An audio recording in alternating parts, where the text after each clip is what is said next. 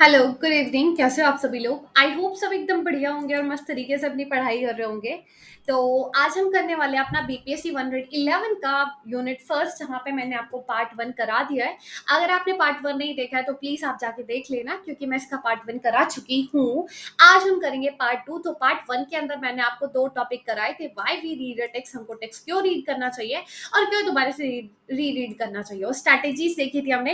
ये टॉपिक इतना इंपॉर्टेंट नहीं था। आज हम डिफरेंट स्कूल ऑफ इंटरप्रिटेशन की बात करेंगे और माइथोलॉजीज की बात करेंगे। ठीक है, अगर मैं आपको बताऊं इस चैप्टर में से कौन सा क्वेश्चन बनता है, तो इंटरप्रिटेशन के ऊपर जरूर क्वेश्चन बनता है। तो आपको क्या करना है, एक 20 नंबर का आंसर रेडी करना है इस चैप्टर से। क्या पहले तो आपको, अगर मैंने फर्स्ट ये जो फर्स्ट टॉपिक पढ़ाया था रीड ऑफ टेक्स्ट वाला, इसके अंदर मैंने आपको रोल पढ़ाया था इंटरप्रिटेशन का। आपको वो टॉपिक पढ़ना होगा, स्ट्रैटेजीज पढ़नी होंगी और डिफरेंट स्कूल ऑफ इंटरप्रिटेशन पढ़ना होगा। अगर आप इन तीन टॉपिक को कवर कर ले तो आपका पूरा एक 20 नंबर का आंसर रेडी हो जाता है, और इस चैप्टर में से क्वेश्चन आएगा तो आप अटेम्प्ट कर सकते हो। वो स्ट्रैटेजी से रिलेटेड हो या डिफरेंट स्कूल ऑफ इंटरप्रिटेशन से हो। ठीक है, वैसे तो क्वेश्चन इसी से बनता है, स्ट्रैटेजी से और डिफरेंट स्कूल से। ठीक है, तो आपको यही करना है जो मैंने बताया कि दो तीन एक पूरा 20 नंबर का आंसर आपको तैयार करके रखना है। ठीक है, तो हम करते हैं स्टार्ट अपने इस लेक्चर को, जहां पे मैंने आपको ये सभी करा दिया था, स्ट्रैटेजीज भी पढ़ा दिया था। आज हम पढ़ेंगे डिफरेंट स्कूल ऑफ इंटरप्रिटेशन। तो डिफरेंट स्कूल ऑफ इंटरप्रिटेशन में पहली जो इंटरप्रिटेशन है वो है मार्क्सियन इंटरप्रिटेशन। क्या है? Marxian interpretation. तो मार्क्सिज्म जो इंटरप्रिटेशन है फोकस करती है क्लास के ऊपर और इनइक्वालिटीज के ऊपर। बोलती है सोसाइटी के अंदर भाई क्या है, एक क्लास सिस्टम है। ठीक है, ये मतलब जो हमारी सोसाइटी है वो दो क्लासेस के अंदर डिवाइड है, एक हैव्स और हैव्स नॉट वाली। हैव्स मतलब जिसके पास बहुत कुछ है, धन है, वेल्थ है, सब कुछ है भाई। हैव्स नॉट जिसके पास सरवाइव करने के लिए भी कुछ नहीं है, खाना भी नहीं है, पीना भी नहीं है, बेचारे बड़े रो धो के रह रहे हैं। ठीक है, तो ये इसको हम क्या बोलेंगे, इसको बोलेंगे इनइक्वालिटी।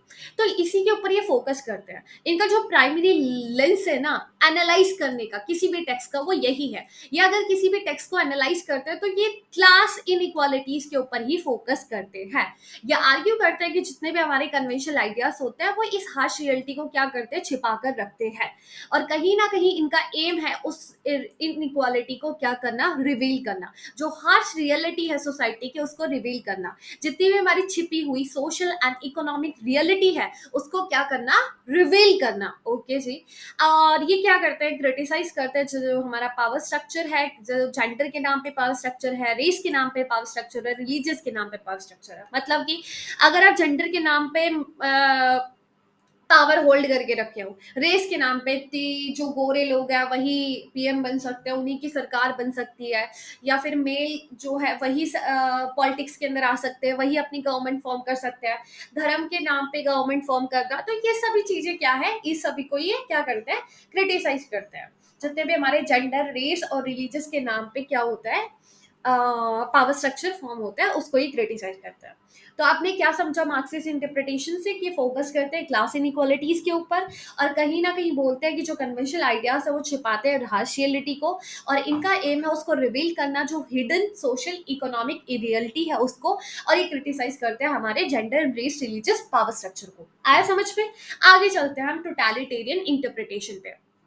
तो ये जो हमारा टोटलिटेरियन इंटरप्रिटेशन है, ये भाई एमर्ज हुआ है as in a response to rise of the dictatorship like a fascism and communism. बोलते हैं कि देखो भाई, जब से डिक्टेटरशिप राइज हुआ है ना, जब से ये डिक्टेटरशिप निकला है, तो उसी के रिप्लाई में, जैसे आपको कोई टेक्स्ट करता है ना तो आप उसका रिप्लाई करते हो, आपको हेलो करता है तो आप हेलो करते हो। तो ऐसे ही हमारा जो ये डिक्टेटरशिप है, जहाँ पे सिर्फ एक ही पार्टी या एक ही ग्रुप या फिर एक ही इंडिविजुअल क्या करता है, अपने हाथ में पूरी पावर रखता है। तो जब से ये सिस्टम आया है तो उसी के रिस्पॉन्स में हमारी ये इंटरप्रिटेशन एमर्ज हुई है। ठीक है, डिक्टेटरशिप जैसे फास्किज्म, नाजीज्म, कम्युनिज्म, ये सब हो गया। ठीक है, समझे जी? आगे चलता है साइको एनालिटिक इंटरप्रिटेशन। तो साइको मतलब यार तुम्हारे दिमाग की बात करेंगे, तुम्हारे नहीं, ऑथर के दिमाग की बात करेंगे। ओके, तो ये फ्यूड के आइडियाज के ऊपर बेस्ड है क्या हमारी इंटरप्रिटेशन। ये जो अप्रोच है ये देखती है अनकॉन्शियस डिजायर को और फियर को, जो कि कहीं ना कहीं इन्फ्लुएंस करते हैं एक ऑथर के, या फिर जो भी मतलब जिसने भी लिखा है उसके बिहेवियर को। ठीक है, ये इन्फ्लुएंस करते हैं बिहेवियर को। मतलब कोई भी आपकी अनकॉन्शियस डिजायर है, या आप डरे हुए हो, बहुत ज्यादा परेशान हो, बहुत ज्यादा अपनी लाइफ में परेशान हो चुके हो, बिल्कुल डरे हुए हो, ठीक है, और तुम अपना राइटिंग लिख रहे हो कोई भी, तो कहीं ना कहीं जो आपके इमोशन है ना वो आपकी राइटिंग के अंदर आएंगे ही आएंगे। ठीक है, तो इसी के ऊपर ये फोकस करते हैं, ये अप्लाई करते हैं इन आइडियाज को किसके अंदर, पॉलिटिकल टेक्स्ट के अंदर, सजेस्ट करते हैं कि जो ऑथर के हिडन इमोशन है, कहीं ना कहीं जो एक ऑथर है जो उसका इमोशन हमको उसकी राइटिंग में नहीं दिख रहा है ना, वही क्या करता है, शेप करता है उसके वर्क को। ठीक है, तो ये फोकस करते हैं किसके ऊपर, जो ऑथर के हिडन इमोशन है वही क्या करते हैं, शेप करते हैं उसके वर्क को। लेकिन कभी कभी इसको क्रिटिसाइज किया जाता है, क्यों, क्योंकि ये ऑथर की साइकोलॉजी के ऊपर फोकस कर रहा है, उसके इमोशन के ऊपर ध्यान कर रहे हैं, ना कि उसके वर्क टेक्स्ट को देख रहे हैं, एक्चुअल टेक्स्ट के ऊपर ये फोकस नहीं कर रहा है, बस उसके दिमाग को देख रहा है कि भाई वो परेशान है, खुश है या क्या है, उसके इमोशन को ना देखते हुए आप टेक्स्ट के ऊपर फोकस करो, तो इसलिए इसको क्रिटिसाइज किया जाता है। देन इसके बाद हमारा फेमिनिस्ट इंटरप्रिटेशन, तो फेमिनिस्ट इंटरप्रिटेशन ये एनालाइज करता है टेक्स्ट को थ्रू लेंस ऑफ जेंडर, मतलब इनका जो चश्मा है, चश्मे के अंदर जो लेंस है वो लगा हुआ है जेंडर का। मेनली जब भी ये किसी टेक्स्ट को देखता है तो जेंडर के ऊपर फोकस करते हैं। ये पॉइंट आउट करते हैं कि जितनी भी हमारी पुरानी क्लासिकल वर्क है, मतलब जो ओल्ड क्लासिकल वर्क है, पुराने जो वर्क है, वो सभी लिखे गए हैं किसके थ्रू, एक मैन के थ्रू। मतलब जितनी भी हमारी क्लासिकल वर्क है वो किसने लिखे, एक मैन ने लिखे हैं, और वो लिखे भी किसके लिए गए हैं, मैन के लिए ही लिखे गए हैं।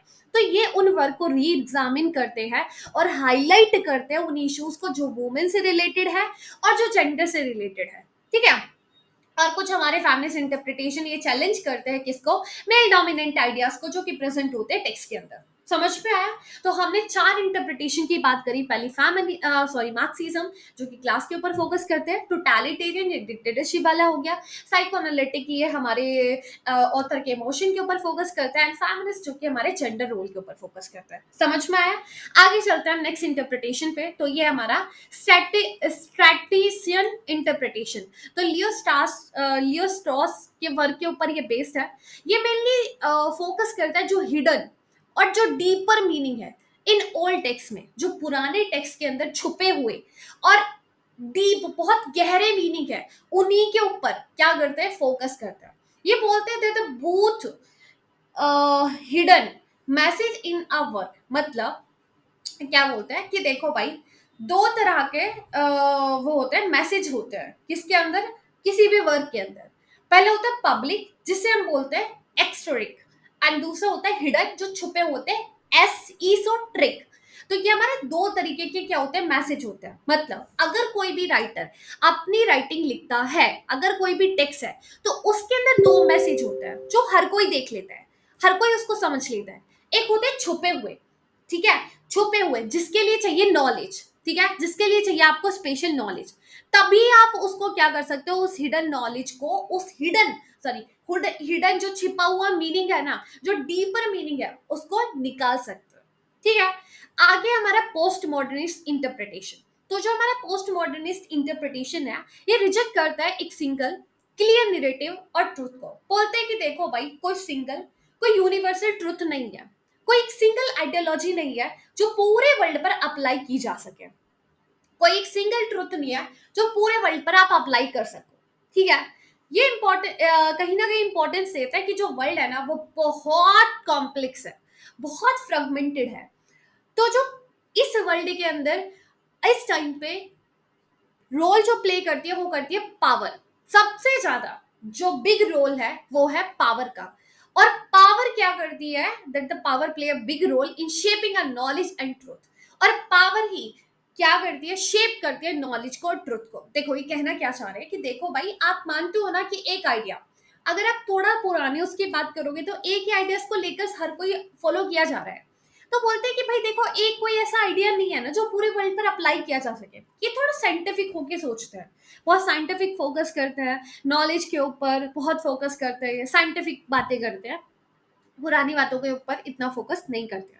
तो बोलते हैं कि भाई जो वर्ल्ड है ना वो सिंपल नहीं है, वो बड़ा कॉम्प्लेक्स है, वो फ्रेगमेंटेड है। ठीक है, और दैट द पावर, जो पावर है ना वो एक बहुत इंपॉर्टेंट रोल प्ले करता है। और पावर इनकी आइडियोलॉजी के बेस पर देखे तो ये बोलते हैं कि भाई पावर आपको कैसे मिलेगी, अगर आपके पास नॉलेज है ना तो आप पावर होल्ड कर सकते हो। हमने बीपीएससी 101 के अंदर पढ़ा था। तो ये बोल रहे हैं पावर ही शेप करती है नॉलेज को, ट्रुथ को। आपने बहुत सारे इस अप्रोच के नाम देखे होंगे, इसके सपोर्टर देखेंगे, माइकल फुकोल्ट, दारिदा। तो वही काफी ज्यादा इस मतलब सपोर्ट करते हैं, या इसी जो हमारी पोस्ट मॉडर्निस्ट इंटरप्रिटेशन है, इसको वाले दिस अप्रोच, इसको ही जानते हैं और इसी को ही सपोर्ट करते हैं, मतलब इसी के ही सपोर्टर है। मेनली इसको कभी कभी क्रिटिसाइज भी किया जाता है क्योंकि बड़ी उलझी हुई है अपने अंदर ही, और कहीं ना कहीं ये ट्रुथ को फाइंड करने में हेल्पफुल नहीं है। ठीक है। तो पोस्ट मॉडर्निस्ट जो थोड़ी साइंटिफिक बातें करती है, ये बोलती है कोई सिंगल ट्रुथ नहीं है पूरे वर्ल्ड के अंदर अप्लाई किया जा सके, वर्ल्ड बड़ा कॉम्प्लिकेटेड है, वर्ल्ड बड़ा कॉम्प्लेक्स है। ठीक है। बोलते पावर एक इंपॉर्टेंट रोल प्ले करता है सोसाइटी में, और पावर ही एक बहुत बड़ा रोल प्ले करता है नॉलेज को शेप करने में और ट्रुथ को शेप करने में। ठीक है। और इसके कुछ सपोर्टर्स की बात करें, फिलोसफर्स की बात करें, तो वो हमारे कौन है, माइकल फुकोट और जैक्विस दरीदा। ठीक है। आगे हम बात करते हैं कैम्ब्रिज न्यू हिस्ट्री। तो ये जो कैम्ब्रिज न्यू हिस्ट्री इंटरप्रिटेशन है, मेनली फोकस करते हैं हिस्टोरिकल कॉन्टेक्स्ट के ऊपर। ठीक है। किसके ऊपर, हिस्टोरिकल कॉन्टेक्स्ट के ऊपर। ये आर्ग्यू करते हैं understanding A text mean understanding specific problem it was address at the time. अगर आप किसी भी टेक्स्ट को समझ रहे हो, इसका मतलब आप किसी स्पेसिफिक प्रॉब्लम को समझ रहे हो, किसी टाइम की कोई पहले कोई प्रॉब्लम हुई है, पहले किसी टाइम पे कोई प्रॉब्लम हुई है और आप उसको समझ रहे हो। ठीक है। ये जो अप्रोच है, ठीक है, ये जो अप्रोच है देखती है कि जो पॉलिटिकल थ्योरी है ना, वो एक वे है इन्फ्लुएंस करने का, प्रस्यूड करने का, लोगों को मनाने का, ना कि डिस्कस करने का आइडियाज का। ठीक है। ये लोगों को इन्फ्लुएंस करने की बात करती है कि जो पॉलिटिकल थ्योरी है ना, वो कोई ऐसा नहीं है जहां पे तुम आइडियाज को डिस्कस कर रहे हो, नहीं, ये एक वे है जहां पे आप लोगों को इन्फ्लुएंस कर रहे हो। तो ये हमारे पूरे 7 इंटरप्रिटेशन थे, आई थिंक आपको समझ में आया होगा। कहीं कोई दिक्कत परेशानी तो बताने का है। तो 7 इंटरप्रिटेशन दोबारा से बताती हूँ। पहली थी मार्क्सिज्म, जहां पे हम क्लास के ऊपर फोकस करते हैं। दूसरा था हमारा कौन सा, जल्दी से बताओ, जल्दी बताओ, टोटलिटेरियन, जो डिक्टेटरशिप के ऊपर फोकस करता है। एंड साइकोएनालिटिक, जो कि हमारे ऑथर के इमोशन के ऊपर फोकस करता है। एंड फेमिनिस्ट, जो जेंडर के ऊपर फोकस करता है। स्टैटिशियन इंटरप्रिटेशन, जो कि डीपर मीनिंग की बात करता है। और पोस्ट मॉडर्न, जो हमारा साइंटिफिक थोड़ी बातें करता है कि कोई सिंगल हमारा ट्रुथ नहीं है पूरे वर्ल्ड के अंदर, पावर इंपॉर्टेंट रोल प्ले करता है किसके अंदर, नॉलेज को शेप करने में और ट्रुथ को क्रिएट करने में। एंड कैम्ब्रिज, जो कि हिस्टोरिकल कॉन्टेक्स्ट के ऊपर फोकस करता है। ठीक है। तो 7 थे, बड़े सिंपल थे, थोड़ा सा ध्यान रखते हैं। आगे हम चलते हैं कुछ माइथोलॉजीज के ऊपर। तो mythologies of reading two of classical text. तो पहला मिथ है of doctrine. Myth of doctrine, इसका मतलब क्या है? लोग सोचते हैं कि हर एक एवरी फेमस राइटर, हर फेमस जो राइटर होता है उसके पास बड़े क्लियर स्ट्रॉन्ग आइडियाज होते हैं इंपॉर्टेंट टॉपिक्स के ऊपर। ठीक है। लोग सोचते हैं ऐसा कि जो हमारे बड़े बड़े बड़े फेमस राइटर है उनके पास बड़ा ही क्लियर स्ट्रॉन्ग आइडियाज है। प्रॉब्लम क्या है, तो भाई सोच रहे अच्छी बात है, लेकिन जो रीडर है ना कहीं वो कभी कभी क्या कर लेते हैं, कुछ ऐसे आइडियाज को फाइंड कर लेते हैं एक राइटर के वर्ड से, जो कि राइटर भी एक्चुअल उसे एक्सप्रेस नहीं करना चाहता था। मतलब कोई राइटिंग है जिसके अंदर जो राइटर ने लिखी है, ठीक है, कोई राइटिंग है जो राइटर ने लिखी है, अब उस राइटिंग के अंदर रीडर उन आइडियाज को, जो रीडर है मतलब जो रीड कर रहा है, वो उन आइडियाज को निकाल लेता है जो राइटर भी एक्सप्रेस नहीं करना चाह रहा था। ठीक है। Myth of coherence. कोहेरेंस मतलब एक सीक्वेंस में लिखना। ठीक है। तो पीपल ट्राई करते हैं कि देखो जो राइटिंग होती है, जो आइडियाज होता है, वो फिट करते हैं एक दूसरे से परफेक्टली, सब मिलके फिट करते हैं। इवन जो राइटर है उसका कोई एम नहीं था कि सभी जो आइडियाज है मेरे वो फिट करे एक दूसरे आइडियाज से, नहीं। अब प्रॉब्लम क्या है, जो राइटर रीडर है ना, वो कहीं ना कहीं इग्नोर करते हैं, या फिर वो टेक्स्ट के कुछ आइडियाज को चेंज कर देते हैं, जो कहीं ना कहीं उसे क्या बनाना चाहते हैं, कोहेरेंस मैनर्स में बनाना चाहते हैं, कंसिस्टेंट मैनर में लेकर आना चाहते हैं। ठीक है। वो बने या ना बने उसके ऊपर ज्यादा वो नहीं करते, लेकिन ज्यादा उसको कंसिस्टेंट मैनर में लेकर आने के लिए वो इग्नोर कर देते हैं कुछ पार्ट को, जो एक कोहेरेंस मैनर्स में नहीं है। मतलब अगर आप कोई भी आंसर लिखते हो, आप कोई आंसर लिख रहे हो, तो ऐसा तो है नहीं कि आपने भाई आंसर स्टार्ट करा है, एक टॉपिक पे लेते हैं मार्क्सिस्ट की आइडियोलॉजी के ऊपर, आप मार्क्सिस्ट की आइडियोलॉजी के ऊपर लिख रहे हो, बीच में आपने फेमिनिस्ट आइडियोलॉजी घुसा दिया है, उसके बाद लिबरल आइडियोलॉजी, ये कोई आंसर थोड़ी नहीं बना है।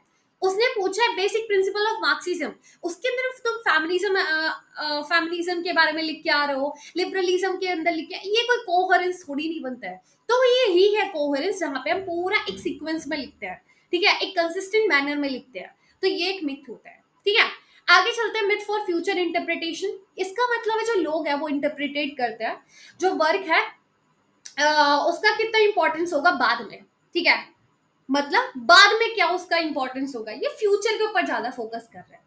प्रॉब्लम क्या है, मेनली फोकस करता है कि जो लोग हैं वो बाद में क्या क्या समझेंगे इस टेक्स्ट से, ना कि ऑथर अभी क्या कह रहा है राइटिंग के अंदर। वो अभी के ऊपर फोकस नहीं कर रहा है, अभी जो राइटिंग है ऑथर की उसके ऊपर फोकस नहीं कर रहे, बाद के ऊपर सोच रहे हैं कि लोग बाद में क्या समझेंगे इस टेक्स्ट से।